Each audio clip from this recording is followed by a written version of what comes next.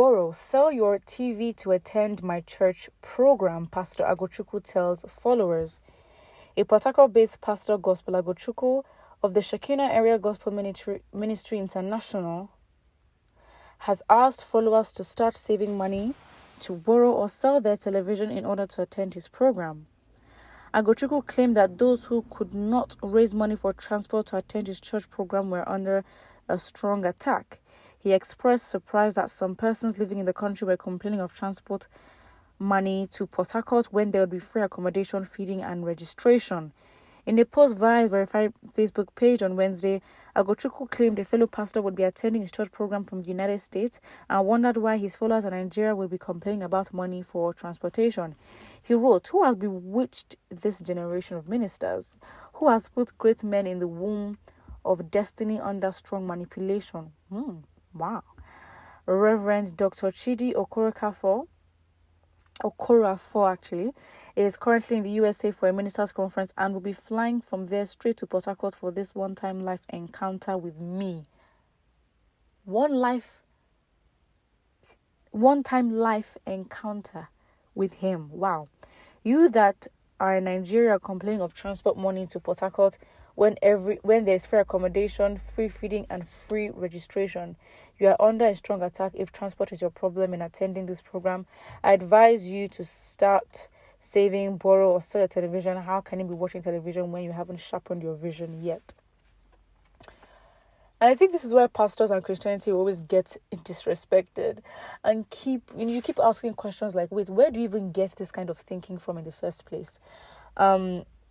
There's a lot of entitlement coming from this individual, somebody that can afford a flight. We are talking affordability again. It's like a business. If you're selling to your customers, you don't just want people that are willing and love your product and are passionate. No, you also want willing and able. Able meaning you have capacity and you can. Not that you should, not that you would, not that you could, but you can. So in this case, it's very much like, who's your target audience? You know how poverty is in a country. You know how things are expensive. You know how inflation is happening. You know how the fuel price subsidy is going up, especially the fuel subsidy, which of course, would affect prices of a lot of other things, goods in the country. Food and shelter. Yes, you can say that you're planning an event, but those that live far, transport is an issue, whether you could afford it or not before or now. Now it's even more unaffordable because of the price, the hikes in prices. And then the government is now telling Nigerians that there's going to be at least a 40% increase in electricity bills. Excuse me. So it's not a thing where, if this person can come all the way from America, this person can afford a flight. Can an average Nigerian afford a flight to America? How much does an average Nigerian earn? What is the transport system even like in the country that will make it easy for people to travel efficiently and affordably? For you to not be safe, people prefer to go on flights. Who can afford that? And I think also from now, his perspective, you are hosting an event. Obviously, there's that religious, backing to it, which we can discuss. But let's just say it as, okay, this person is planning an event. He's catering and marketing this event to these people that could, possibly come to the event, and in that context, to diminish or to reduce the chances that they would say no or that people be unable to come, you cover costs, accommodation, feeding. Okay, great on your part.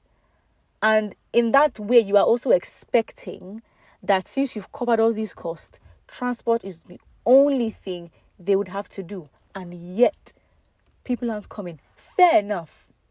But secondly, or thirdly, from how many points I've made, you are also a pastor that what you're even preaching and what you are selling is promoting heavy dependence from your followers on you.